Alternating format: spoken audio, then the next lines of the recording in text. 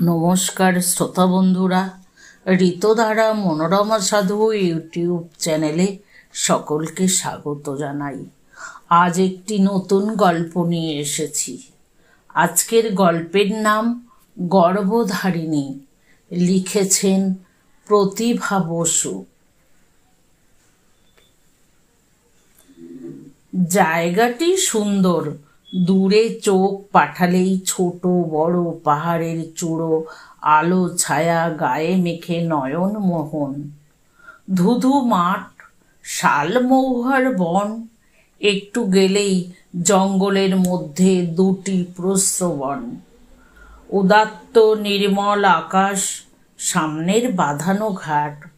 বাড়ির মধ্যে এত বড় কম্পাউন্ড, বাগান, দেয়াল ঘেঁষে পাইনের সারি, সব মিলিয়ে নিটোল একটি ছবি। বাংলোটিও ভারী সুন্দর। চারদিকে গোল বারান্দা ঘিরে রেলিং, বারান্দা পেরিয়ে সামনেই হলঘর, এপাশে ওপাশে দুখানা দুখানা চারখানা শোবার ঘর, সংলগ্ন ড্রেসিং রুম আর বাথরুম। হলের সঙ্গে আর্টসের ব্যবধানে খাবার ঘর, পিছনে কিচেন, তার পিছনে সার্ভেন্টস কোয়ার্টার। গাড়ি ফটকে ঢুকেছে, সেলাম ঠুকে সরে দাঁড়িয়েছে দারোয়ান। সারা বাড়িতে আলো জ্বলছে, চমৎকার দেখাচ্ছে দূর থেকে। নিরঞ্জনের ভারী ভালো লাগলো। এই ডিহিতে মাত্রই অল্পদিন আগে এসে সে জয়েন করেছে। সে কয়লা খনির উপরতলার ম্যানেজার। শিগগিরই ডিরেক্টর হবে এমন আভাস পাওয়া গেছে। বয়স 40-এর কাছে, দেখতে সুন্দর, স্বভাবও সুন্দর। লোকে তাকে বুদ্ধিমান বলে। তার নিজেরও বিশেষ সন্দেহ নেই তাতে। তবে যেটার অভাবে সে এত থেকেও ভালো না লাগা ব্যাধিতে ভোগে, সেটা তার অসুখী অপ্রসন্ন স্বভাব। কেন যে কিছু ভালো লাগে না, সবেতেই বিরক্তি আর রাগ, তা সে নিজেও বোঝে না সবসময়। এই স্বভাবের জন্য সুজাতা একদিন ভীষণ চটে যায়, ভীষণ বকে। কতদিন কথা বন্ধ করে দেয়, তাতে কি হবে? যার যেমন চরিত্র। আজকের এই অপ্রত্যাশিত ভালো লাগায় নিজেই তৃপ্তি বোধ করল, যেন সব মেঘ ধুয়ে গেছে মন থেকে, যেন সব ভার মুক্ত। মন ভালো থাকলে কত ভালো লাগে, অথচ কেন যে ভালো থাকে না। মনের সঙ্গে তো মানুষের দেখা হয় না, কথা বলা যায় না। মনের তো কোনো চেহারা নেই। মন আমাদের কল্পিত আত্মার মতো আছে, অথচ নেই। এমন নিরাকার হয়ে কি জ্বালান জ্বালায়। আজ সত্যি খুব ভালো লাগছে। একটা শীষ দিল সে। দৌড়ে ছুটে এলো 3টে কুকুর, হরিগোপাল, সিদ্ধেশ্বরী আর তারাময়ী। এগুলো পোশাকি নাম, ডাকনাম হরি, সিধু আর তারা। হরি ছেলে, বয়স 3, জাতিতে উচ্চ বর্ণের কুলীন। গারো পাহাড় থেকে এসেছে, অরণ্যের ভেড়া রক্ষকদের বংশধর। সিধু আর তারা অনুগত স্ত্রী, একান্তই বর্ণ সংকর। মনিবকে তারা প্রাণ তুল্য ভালোবাসে, মনিবেরও তারা প্রাণ। সুজাতা বলে, একদিন তোমার চোখ ঠিক অন্ধ হয়ে যাবে জানো। কুকুরকে চুমু খেলে লোক অন্ধ হয়। নিরঞ্জন বলে, ভালোই হয় অন্ধ হলে।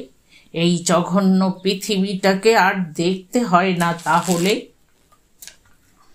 সুজাতার কাছে এই পৃথিবীটা খুব সুন্দর, খুব মনোরম। মহারাষ্ট্রের মেয়ে, অনেক বয়স অবধি কলকাতায় থেকেছে, সেখান থেকে বিএ পাশ করেছে। আবার পিতা যেখানে বদলি হয়ে গেছেন, চলে গেছে সেখানে। ভালো বাংলা জানে, কথা বলতে একটুও আটকায় না। মাছ মাংসও খায়, মধ্যপ্রদেশে কোথায় কোন কলেজে পড়াতো। নিরঞ্জনের সঙ্গে সেখানেই আলাপ, অল্প দিনের আলাপেই প্রেম, তারপরেই বিবাহ, সব মসৃণ। বয়স হয়েছিল দুজনেরই, সুজাতার 30, নিরঞ্জনের প্রায় 35। এখন সুজাতার 35, নিরঞ্জনের প্রায় 40। মাত্রই 5 বছরের বিবাহিত জীবন। সব নতুন, নতুনের পালিশই আলাদা। একটি 1.5 বছরের গাবলু গাবলু বাচ্চা আছে, তার মোহ নতুন স্বামীর মোহের মতোই ঘোর লাগা। নিরঞ্জনের এই জবাবে সে ভুরু কুচকোয়, মহারাষ্ট্রিয়ান চেহারায় ঢেউ তুলে বলে, পৃথিবীটা খুব বিচ্ছিরি না? পৃথিবীটা না হামি? এইখানে আবেগে আমিটা তার হামি হয়ে যায়। সিঁদুর পরা ধবধবে কপালটা যেন আগুনের শিখা। সেদিকে তাকিয়ে নিরঞ্জন হাসে। তুমি আছো বলেই তো এতদিন চোখ দুটো বিশ্রাম পেয়েছে। তোমার দিকে তাকিয়ে সব অন্ধকার দূর হয়ে যায়। আহা হা। নিরঞ্জন গাড়ি থেকে নেমে বারান্দায় দাঁড়িয়ে কুকুরদের আদর করতে করতে দেখল আয়া ধনপতিয়া এসে দাঁড়িয়েছে কাছে। মুখ তুলে তাকিয়ে বলল, মেম সাব কিধার? पत्ता नहीं साहब, गिद्धार बोलता कौन एक आदमी खून हो गया, वही देखने को गया। সে কি, আবার কি খুন হলো? চিন্তিত হলেন নিরঞ্জন। অবশ্য এই সব কলিয়ারি অঞ্চলে খুন জখম যে খুব একটা অস্বাভাবিক ঘটনা তা নয়, কিন্তু তাতে সুজাতার যাবার দরকার কি? সে কেন গেল? কখনো তো যায় না। এরপরেই শুনল পুলিশের লোক এসে নিয়ে গেছে জিপে চড়িয়ে।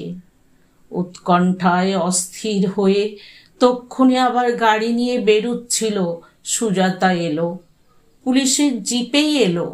হাসতে হাসতে নামলো। আমার সহপাঠী সুভদ্র সেন, পুলিশের মস্ত লোক, তাও আবার গোয়েন্দা বিভাগের, খুনের তদন্তে এসেছে। নমস্কার। নমস্কার। কোথায় খুন হলো আবার? এখানে এইসব কুলি কামিনদের ব্যাপার। বসবার ঘরে এসে বসল তারা। সুভদ্র সেন রুমাল বার করে মুখ মুছে বলল, এটা ঠিক কুলি কামিনদের ব্যাপার নয়। এক উটকো লোক এসে আত্মগোপন করে নাম হারিয়েছিল এ অঞ্চলে। কে? নাম কি বলুন তো? আসলে বাঙালি, কিন্তু যেহেতু এটা বিহার, দিব্যি বিহারি নাম নিয়েছে। রামকিষাণ তেওয়ারি। বড় বড় চুল, বুক পর্যন্ত দাড়ি, সব ফলস। বলছেন কি? একটা ঘোর ক্রিমিনাল, সারাটা জীবন কেবল পাপ করে বেড়ালো। এর খবর আমরা অনেক আগেই পেয়েছিলাম, ধরতে পারছিলাম না। যখন ধরা পড়ল তখন আমাদের চেয়ে অনেক বড় দরবারেই তার ডাক পড়ে গেছে। ঘটনাটা বলুন তো। সুজাতা বলল, চলো চা দিই, খাবার টেবিলে বসেই শোনা যাবে। বসবার জায়গা থেকে খাবার জায়গায় এলো ওরা। পট ভর্তি চা এলো, প্লেট ভর্তি খাবার। তারপর নিহত মানুষটির বিষয়ে সুভদ্র যা বলল তা হচ্ছে এই, লোকটি পাপিষ্ঠ। নিজের পরিচয় গোপন করে যে মহিলাকে স্ত্রী পরিচয় দিয়ে এখানে ছিল, সে ওর স্ত্রী নয়, স্ত্রীলোক। সেই স্ত্রীলোকটাই খুন করে পালিয়েছে। কি সর্বনাশ!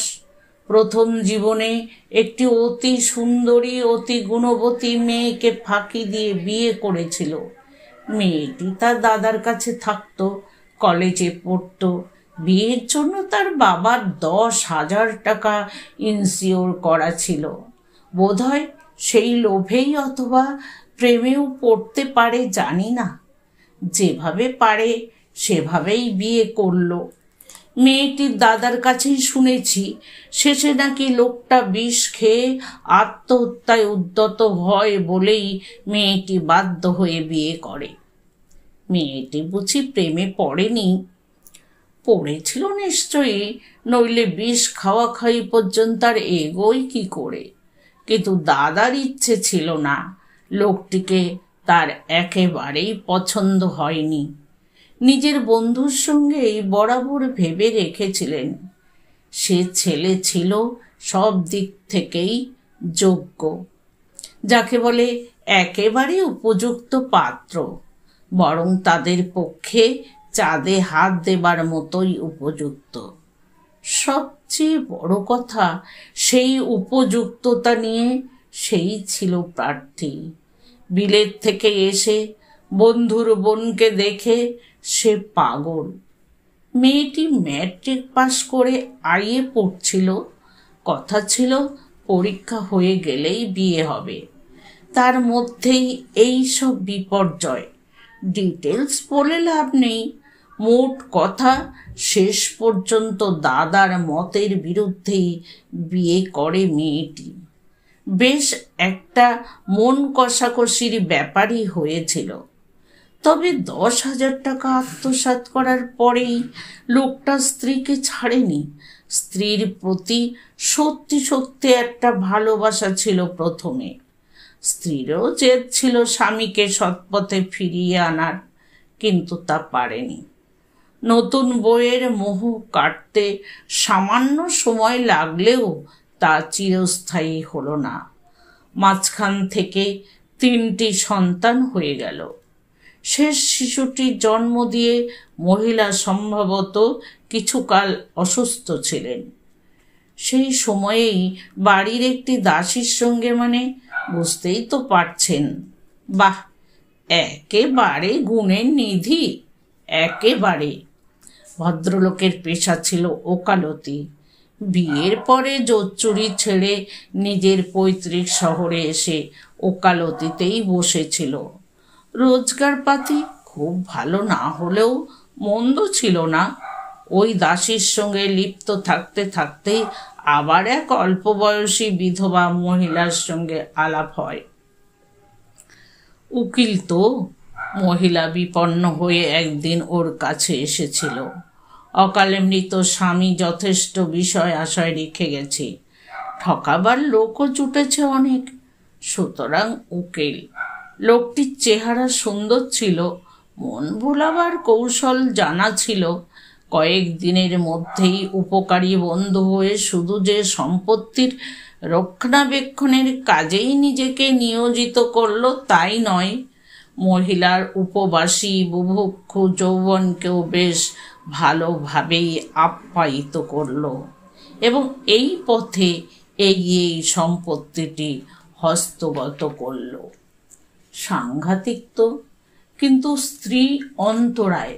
বলাই বাহুল্য, ঝগড়াঝাঁটি, খিটিমিটি, স্ত্রীকে তাড়িয়ে দেবার চেষ্টা সব চলতে লাগলো সেই সঙ্গে।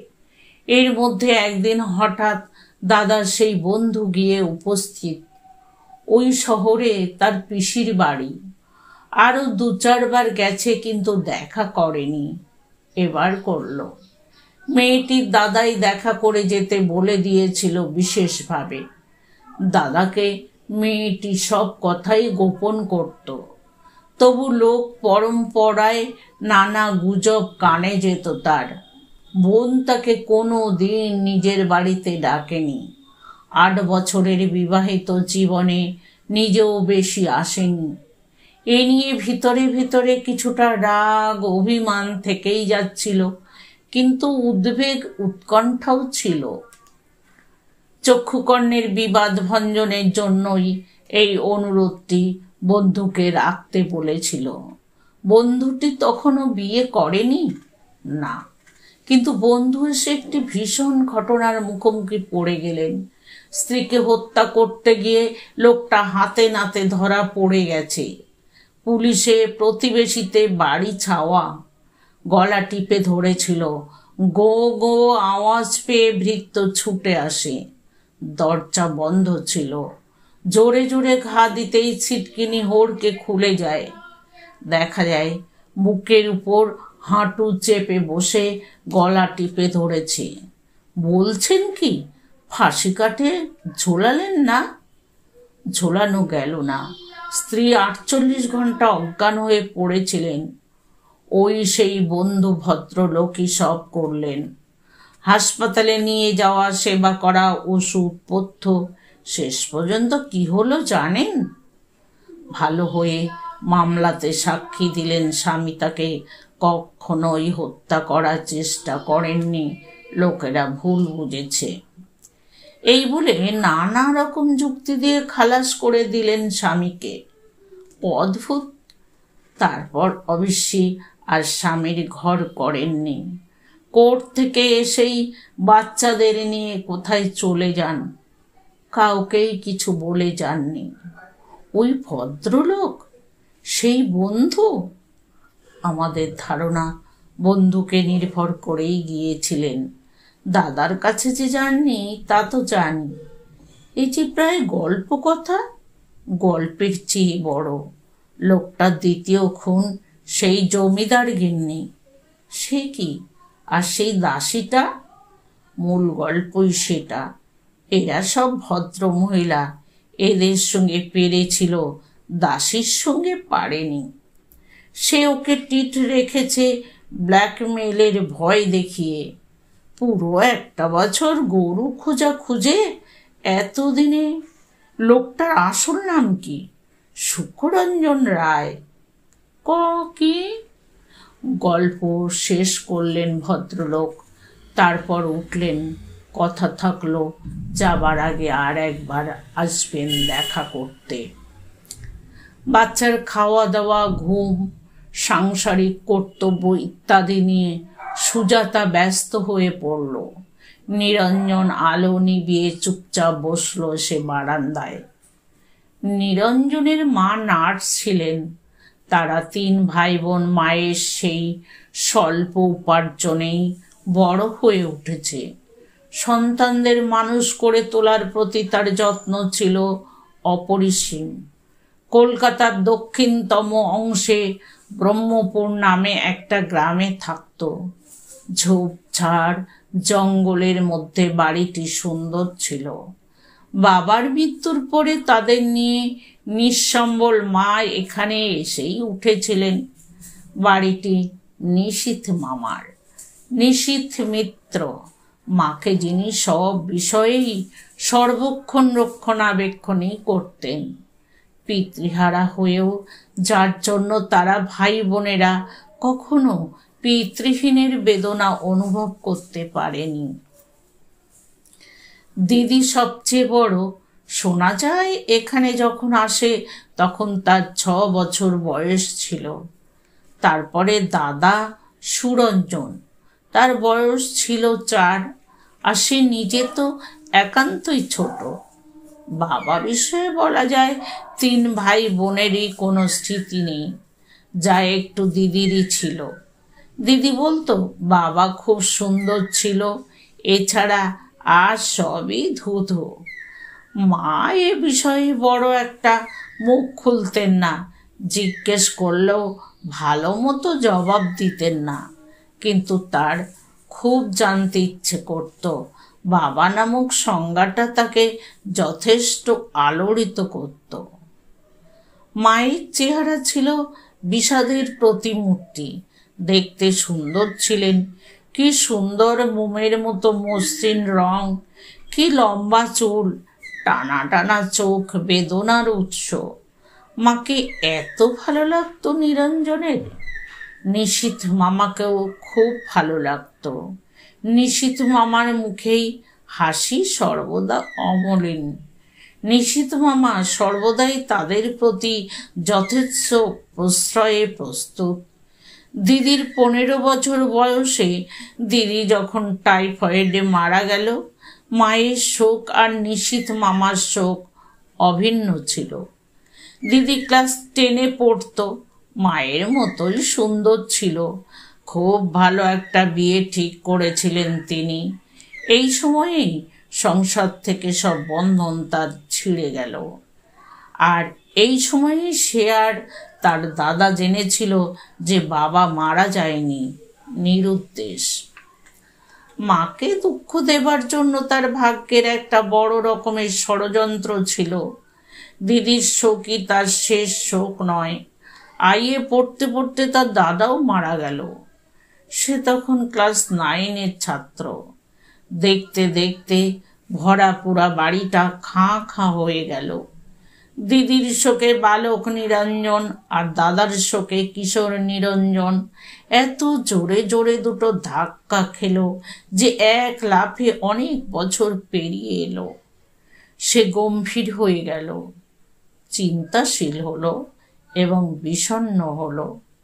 আর একটা নতুন ভাবনার পোকা তার মাথার মধ্যে ঘুরপাক খেতে লাগলো। তার বাবা কেন নিরুদ্দেশ হবেন? কোথায় গেলেন? কি তার কারণ? মার চাপা স্বভাবের জন্য তার সঙ্গে এ বিষয়ে কথা বলা সম্ভব ছিল না। নিশীথ মামাও অন্যান্য বিষয়ে খোলা মেজাজের মানুষ, কিন্তু এই বিষয়ে নয়। সুতরাং পোকাটা তাকে ক্রমাগতই উত্ত্যক্ত করতে লাগলো। এক চিন্তা সব সময়ই অন্য চিন্তার সঙ্গ খোঁজে। সেই চিন্তা হলো, এই নিশীথ মামা ভদ্রলোকটি বা তার জীবন মন এই পরিবারে উৎসর্গ করেছেন কেন? কি তার কারণ? ভদ্রলোকটি অবিবাহিত এবং মস্ত কোনো ফার্মের হর্তাকর্তা বিধাতা এবং রক্তের সম্পর্কের মামা নন। এছাড়া আর কোনো পরিচয়ই নিরঞ্জন জানে না। একদিন সে মাকে বলল, তুমি এ কথা বলো কেন যে বাবা মারা গেছেন? মা কাজ করতে করতে শান্ত স্বরে বললেন, বলিনি তো। সে বলল, আমরা তাই জানি। মা বললেন, তোমাদের পক্ষে হয়তো সেটাই সত্য। কখনো না। সে রেগে গেল। মৃত্যু আর নিরুদ্দেশ কি এক? কাজ থামিয়ে মা তাকালেন, তাকিয়ে রইলেন, বললেন, না। তবে তবে কেন আমাদের এরকম একটা ভুলের মধ্যে রেখে দিয়েছিলে? কোনো দিন যাকে পাওয়া যাবে না তার আর এক নাম মৃত্যু। মায়ের গলা ঠান্ডা, কঠিন। সে মাথা ঝাঁকালো। জীবিত মানুষকে মৃত বলাও মিথ্যে, কোনো দিন তাকে পাওয়া যাবে না বলাও ঠিক তাই। এ কথার কোনো জবাব দিলেন না মা। যা করছিলেন নিঃশব্দে তাই করতে লাগলেন। মৃত্যুর ছায়া বাড়িটা থেকে কোনো রকমেই মুছে যাচ্ছিল না। নিরঞ্জনের একাকিত্ব নিরঞ্জনকে সব সময়েই গ্রাস করে থাকত। মা তো বলতে গেলে থাকেনি না। সকাল 8টায় যান, রাত 8টায় ফেরেন। যতটুকু থাকেন শোকের পাথারে ডুবে থাকেন। মাঝে মাঝে নাইট ডিউটি থাকে, তখন নিশীথ মামা এসে বাড়ি পাহারা দেন, তাকে পাহারা দেন। ছোট্ট থেকে এই নিশীথ মামার বুকের তলায় শুয়ে সে অভ্যস্ত। এই আশ্রয়ই তাদের আশ্রয়। তাদের নিরাপদে রাখার সব দায়িত্বই ইনি বহন করেন। খাওয়া পড়া এবং লেখাপড়া সবেরই তিনি প্রতিপালক। যাকে ভালোবাসতেই এত বড় হয়েছে, এখন তাকে কেমন অবিশ্বাসের কাঠগড়ায় দাঁড় করিয়ে দিতে ইচ্ছে করে। রাত বিনিদ্র হয়। পাহারাদারটিকে বলতে ইচ্ছে করে, তুমি অনর্থের মূল। লেখাপড়ায় তারা 3 ভাই বোনই ভালো ছিল। 2জন তো চলে গেল। টিম টিম করছে সে একা। সেজন্য নিশীথ মামার মনোযোগ একাগ্র হয়ে উঠেছিল। ম্যাট্রিক পরীক্ষার সময় বোঝা যাচ্ছিল না কার পরীক্ষা। আসছেন, যাচ্ছেন, খাবার আনছেন, মাস্টার আসছেন, তাকে বোঝাচ্ছেন, মাকে বোঝাচ্ছেন। একেবারে পাগল। সুধা, তুমি ভেবো না সুধা, তুমি ভেবো না, এই শুধু মুখের বলি। সুধা, সুধা, সুধা, সুধা। তার সত্যির সুধা। সুধাকে সুখী করাই তার একমাত্র মন্ত্র জীবনের। নিশ্চয় সুধার জন্যই আজও তিনি সংসার পাততে পারলেন না। নিরঞ্জনের অন্তর্দাহ হয়। বাবার নিরুদ্দেশ হওয়ার সঙ্গে এই লোকটি যে ওতপ্রোতভাবে জড়ানো, এ বিষয়ে সন্দেহ থাকে না। আর মা এমন পাণ্ডববর্জিত হয়ে এই অজানা জায়গায় এসে বিধবা সেজে আছেন কেন, তারও একটা হদিশ পাওয়া যায়। অনেক অন্যায় কথা মনে হয় তার। আইএসসি পাশ করবার পরে নিশীথ মামা তাকে ইঞ্জিনিয়ারিংয়ে ভর্তি করে দিলেন। নিশীথ মামার অর্থাভাব ছিল না, কিন্তু তাদের ছিল। মা যদ্দূর মনে হয় এর কাছ থেকে অন্য সব সাহায্য নিলেও আর্থিক সাহায্য নিতে পরাঙ্মুখ ছিলেন। নিশীথ মামার বাড়িতে ভাড়া না দিয়ে থাকা ছাড়া সংসারের আর সব খরচ মাই বহন করতেন।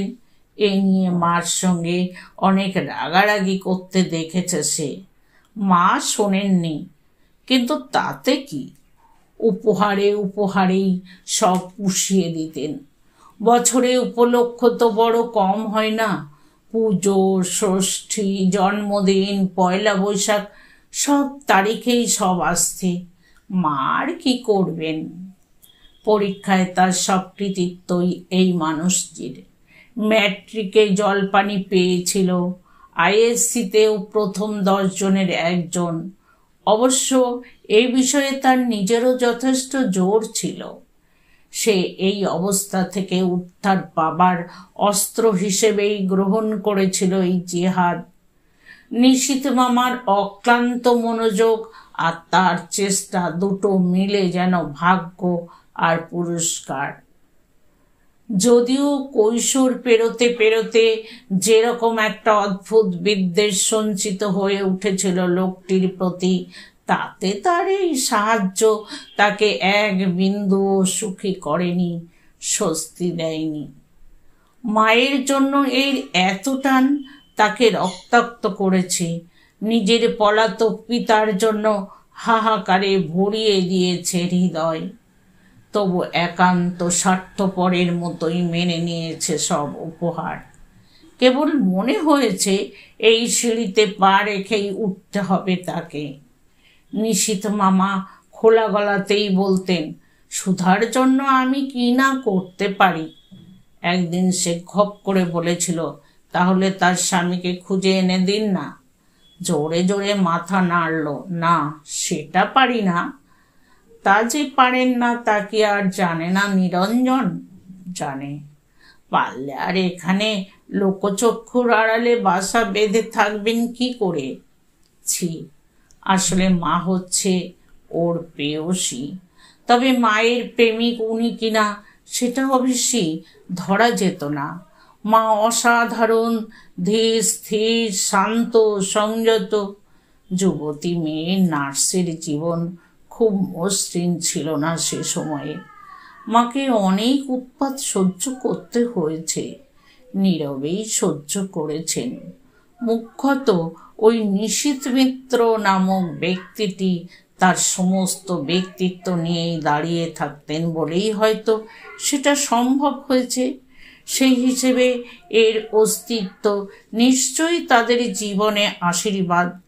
কিন্তু এই কিন্তুটি সারা অন্তর অন্ধকারে ছেয়ে দিত। কখনো কখনো এমনও মনে হতো মাকে উনি ভুলিয়ে ভালিয়ে বার করে আনেননি তো। জলপানি পেয়েছিল বলেই ইঞ্জিনিয়ারিংয়ে ভর্তি হওয়া সহজ এবং সম্ভব দুই হলো। নইলে সেই খরচ মা দিতে পারতেন না, নিশীথ মামার হাত থেকেও নিতে চাইতেন না। পরীক্ষা শেষে সে একটি মেয়ের প্রেমে পড়েছিল। মাকে বলেছিল, অমুককে আমি বিয়ে করতে চাই। মা বলেছিলেন, বিয়ে?